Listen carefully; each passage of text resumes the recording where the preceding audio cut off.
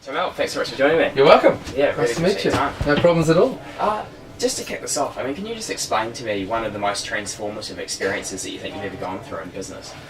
Yeah, I think it's when you really start your own business. Really, I suppose you get when you're back in the day and you're working for a corporate or working for someone else's business and you're doing well and things are going in the right direction and you make this sudden decision to let go of a guaranteed income and revenue stream and really go out there and do something with your brother, as it turns out, with me, and go for it is pretty transformative, really. Yeah, and how did you make that decision yourself? We were overseas at the time, so I was working for a New Zealand public company and it was all going well. I was about 25 maybe, and my brother was on his OE and we were overseas having a holiday, and we sort of collectively came up with this idea to run second backpacker rentals, basically second-hand cars in Auckland.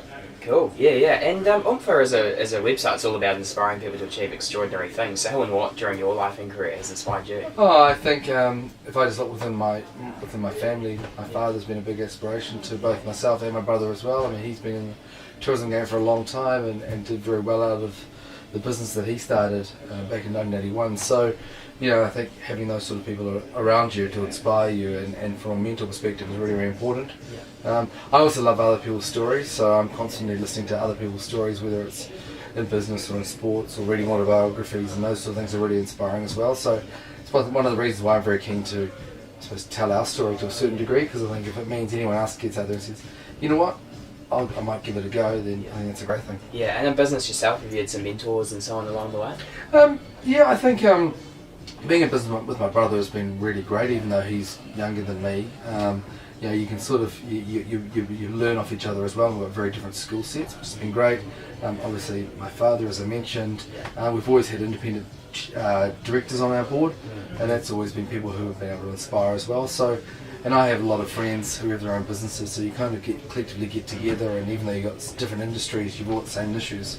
So, I have a lot of people that are around me that inspire and that are able to mentor me on the way through. Yeah, nice, and it's an awesome story. I mean, Jucy Rentals today, obviously founded in 2001 with you and your brother Dan. Today, one of the fastest growing sort of tourism companies in New Zealand and Australasia. It's an awesome story. So, I guess just looking back, when you say it all began, obviously when you were away with your brother and you made the decision to go into business. I mean, those early days must have been a pretty big move, sort of actually going out and doing it and buying those first cars and everything like that. It was a big move. It was it's a daunting experience. It's kind of hard to remember, even though it wasn't that long ago.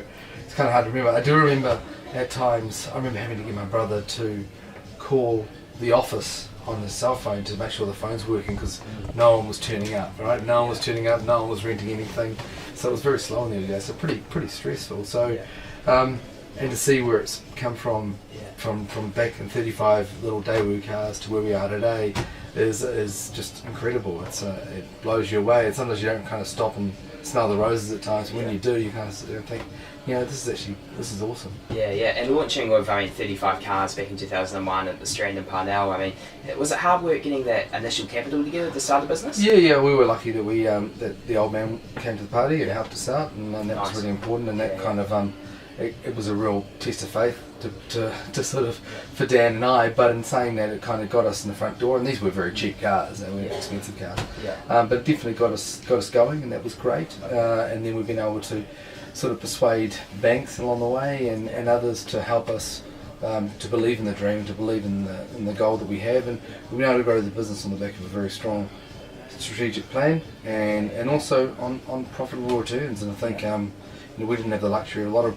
brand-focused businesses of running at big losses to grow revenue and to grow quickly. We had to be profitable to be able to put on more fleet. Yeah, and just talking about that growth, I mean, when you look back at it and see it today, do you put it down to mainly sort of effective marketing, positioning, timing, or desire, or a bit of all, I guess? I think it's a combination of everything. We live by 4 values at our business, which is fun, family, pride, and passion. And I think the last one, passion, is something that you just can't. It gets thrown around a bit, but you can't take it away from. That's why a lot of businesses, I believe, really succeed. And I think it wasn't as if we entered a market that wasn't it wasn't saturated. It was very saturated. There was a lot of car rental operators, but I think we were able to use technology, use the fact that we were young, and then we had youth on the side, and we grew up in next generation marketing and social media, and use those sort of advantages to kind of to stand out from the crowd. And then by growing a brand and building a brand, we've been able to cross that over to different sectors of the market. And that brand, I mean, it's pretty extraordinary, isn't it? I mean, I think it's one of those, there's few of them, but one of those Kiwi brands that Kiwis really resonate and feel strongly about. So in terms of growing that brand, what would you say to business owners out there, if you had a few words of advice to them about growing an effective and strong brand, what would you say to them? Yeah, it's interesting. I mean, I'd love to tell you that it was incredibly well planned out in terms of our brand, but it kind of just, after we rebranded to Jucy from Easy, we kind of just, everything just kind of just fit really, really well. And it's not just about painting something green or purple, and it's really about the culture and the attitude behind the brand. Attitudes are contagious, and I think that's what people see when they do see this brand Jucy. And it's funny, the amount of people that constantly say to us, "Oh, we love your brand, we love your brand," and I think it's not just not just the colour or the logo or Lucy on the side.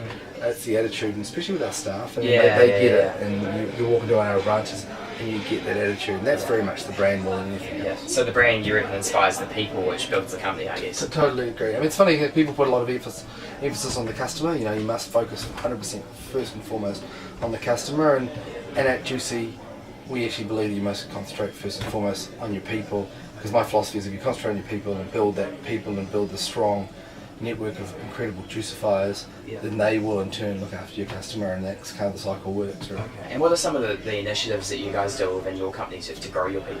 Oh, well, we have a role in our company called the Queen of Culture. So it's a culture role, which is all around development, induction, getting the right people on from the start, because it's very hard. I mean, you know, if you have any business or even any school or anything, or family, if someone's grumpy or off, it kind of goes through the whole family or the whole business. So to get the right people on at the start is really important. And we have a whole bunch of programs that we work with to further develop people. We want people who started off driving a shuttle bus to be sales manager one day or whatever, and actually bring in the right people and bring them through. Okay, cool. And I guess obviously there's been a lot of success, but one of the things I'm quite keen to talk about is along the way, what were some of the struggles that you went through and you learned a lot from?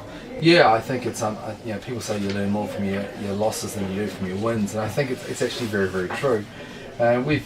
Whilst it might look on the outside sometimes to be all rosy, it definitely hasn't been. We've had our fair share of struggles along the way, and I think the biggest challenge is going from a small business to a large business and understanding that you can't do everything yourself, and you've got to bring on the right people. And we probably brought on a lot of really good people to a certain level, but the gap between Dan and myself, with Dan and I and the rest of the crew was quite big, and we needed to start bringing on really experienced people, and that's probably been a challenge for us to get those right people on board and actually be able to also stand back and let go of some of the stuff, because it wasn't that long ago we were cleaning the car, dispatching the car, picking the people up from the hotel, so it's kind of hard to grow up a little bit, I suppose. Okay, and I guess how did you manage to do that? What were some of the things? Did you just have to look at it and go, well, if we're going to grow this, we've got to map out some steps or something? Yeah, I think so. I think having an external board in place actually helped a lot, because they were there to say, look guys, if you want to be serious, you've got to grow up, you got to get these people in, don't be afraid to pay them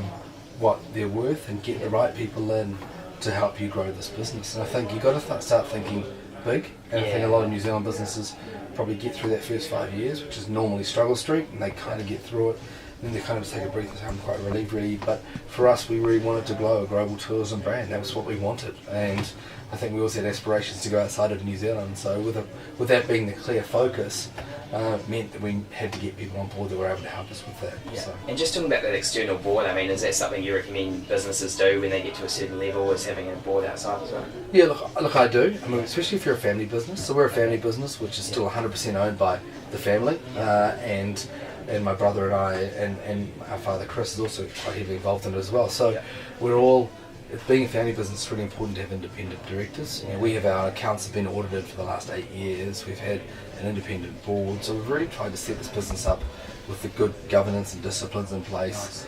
Nice, and it keeps you on the straight and narrow, I suppose, and because it is very easy just to go ahead and make decisions, and we're pretty entrepreneurial people, and we just want to go and paint everything green and purple, and the board's quite good because it sits you down and says, are these the important things to be doing? Yeah. And one thing I want to talk about is obviously diversification. You're talking before about going global and doing a lot. I mean, you guys are doing some amazing things in the world, but also different products in New Zealand. Obviously, Jucy Rentals, but Jucy cruise, budget accommodation, JUCYfier design, manufacturing, and so on. So, what are the advantages of focusing on lots of things as opposed to just the core product that you started out with? I don't know if you call it the advantages. Probably the biggest challenge for us in the past has been saying no to stuff. Because opportunities come up and we're like, we could do that, or we could get involved in that. We've got a juicy brand, we could put it into that. Yeah. So I think the big thing for us though is really finding stuff that we can connect through, that our customers actually looking for. So the accommodation's a good option, right? We have a property called Jucy Snooze up in Auckland City here, and we're building one in Christchurch at the airport at the moment. And the idea being that we've got people in these vehicles driving around the country looking for accommodation. So if we can hold on to the customer throughout the journey, it makes sense. And the cruise business in the Milford Sound is a perfect example. So I think we're going to be really careful about connecting ourselves with things that don't fit the mold or fit the brand, or that we can't feed as well. So being able to feed it is quite. Because I guess then you can sell the whole package from accommodation to car to cruise to. Yeah, I mean, I think the one thing we have learned, and probably you talked about mistakes before, is that we won't get involved in anything that doesn't have our brand or our culture associated with it, because our staff just don't care.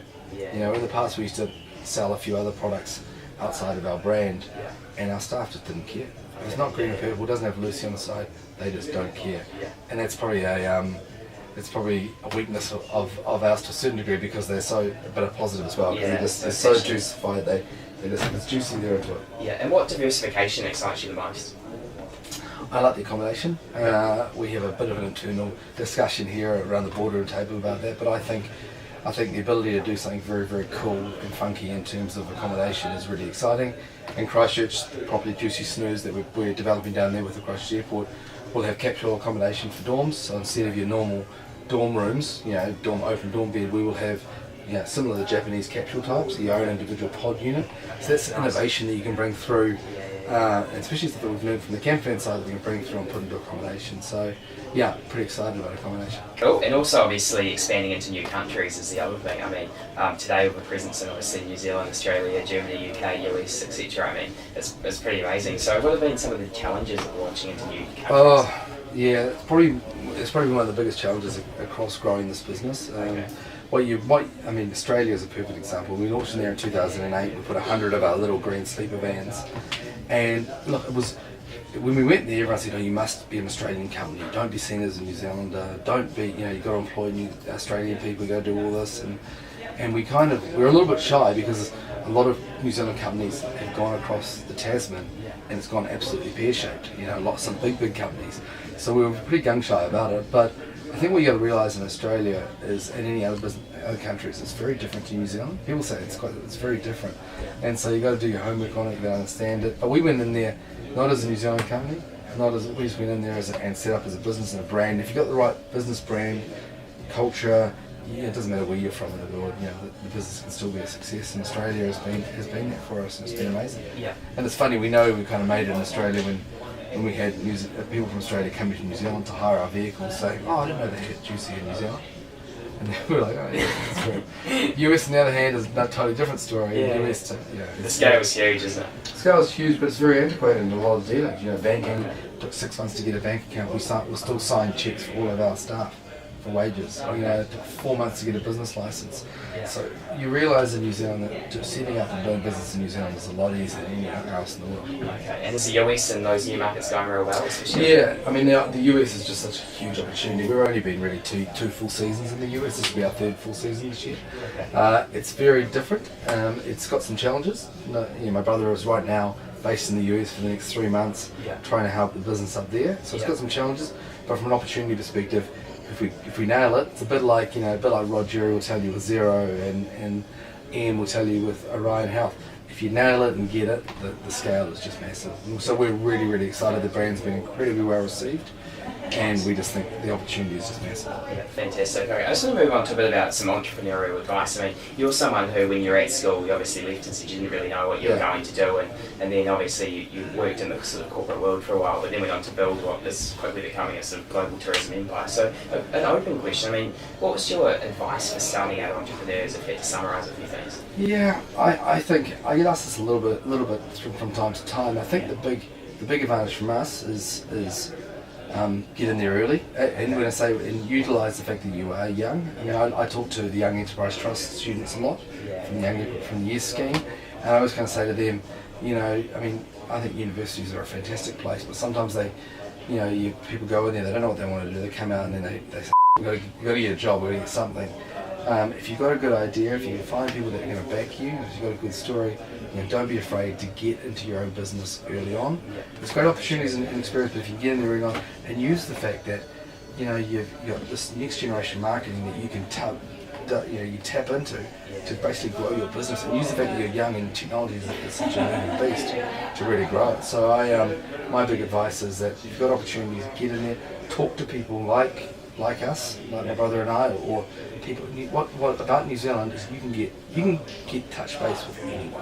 I don't reckon anyone's off limits basically in New Zealand, and you don't get it anywhere else in the world. Go and talk to people. Go and sit there and talk to Stephen Tyndall about business, and they will sit there because, like me, it's so imperative that we have these young entrepreneurs coming through and driving this economy. Yeah, no, it's so right. It is. I mean, you're so right about New Zealand in terms of everyone's pretty reachable, aren't they? Yeah, they are. Yeah. So, yeah, if you were talking to a young person who had a business idea, so let's say you had any new business idea, what are some of the things you would always do first before launching it? Are there certain things to test or things to do first? Or? Yeah, we've evolved quite a bit. So when we first started going, there wasn't a lot of market research, business planning, strategic planning that went into anything. And even going to Australia, I think our decision to go to Australia was we thought it was a cool idea, and we found a way of getting Japanese imported vehicles into Australia. And that was kind of the rationale for it. You know, it worked here, why wasn't it going to work over there? Pretty big risk, really, when I think about it now. Yeah. When we went into the US 2 years ago, it was a lot more. We had a person over there for 3 months. We did a lot more market research. We did a lot more, and that was probably a good thing as well. But I think you got to be really careful you don't lose some of that gut instinct as well. So what I would be saying to people is, you got a really good idea. You know, you got to flush it out. You got to test it. Don't necessarily be totally ruled by the data or by the research you've done. There's going to be, when we started this business, there was 200 car rental operators in Auckland alone. So it was totally saturated. We didn't know, I don't think, until the time. Totally saturated. So, but we were able to succeed and grow because you're able to do something different and bring something different to the table. So saturated industries can also be an opportunity as well. But do the market research, talk to as many people as possible, engage the response. Yeah, sounds good. So I guess immediately what's next? Are you looking at just growing the businesses in the other countries or any new countries on the go?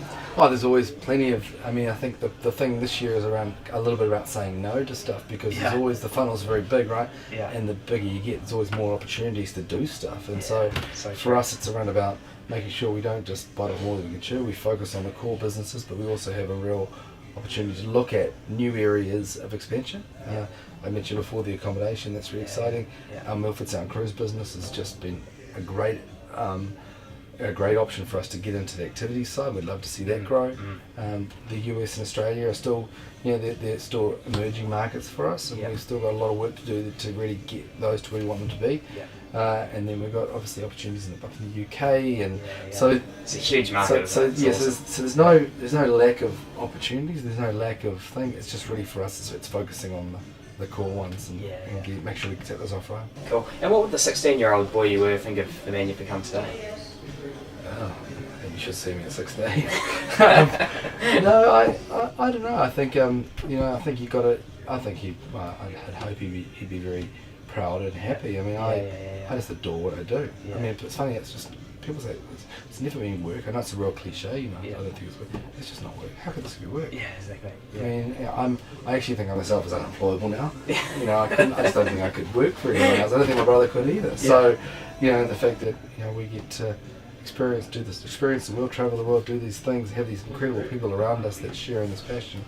It's just, mate, how lucky is that? Absolutely, yeah. And if you could give that 16-year-old a bit of advice today, is there anything you would say to him from your learnings today? Yeah, come and talk to me. Yeah, come and talk to everyone. Just don't be afraid to go get out there and do things and take risks, take chances, and don't just listen to everyone telling you that you got to go to university, you got to get a job. Some people it's just not right for. Some people they're better off to get out there and do something else. And I think it's horses for courses, and the world is so open now, you can go anywhere. Yeah. So that's exciting. Absolutely, cool. So just to finish off, I mean, Tim, look, you're an absolute legend, and what you've created here is pretty extraordinary, and it's cool to be sitting here today in the Jucy caravan. Oh, the meeting room? Yeah, it's very cool. So I guess as the founder of Jucy and obviously Ernst & Young Entrepreneur of the Year, Ernst & Young Entrepreneur of the Year in 2010, can you look down this camera here and tell us, what are your wise words for the people of New Zealand? I just think New Zealand needs entrepreneurs, and New Zealand needs people who are getting out there. And I think with what Dan and I have done is just a small example of what you can do if you've got a passion to grow a business, and grow a business not just locally but also internationally. So yeah, go for it. Cool. Tim, thanks so much. No worries. Cheers. Cheers.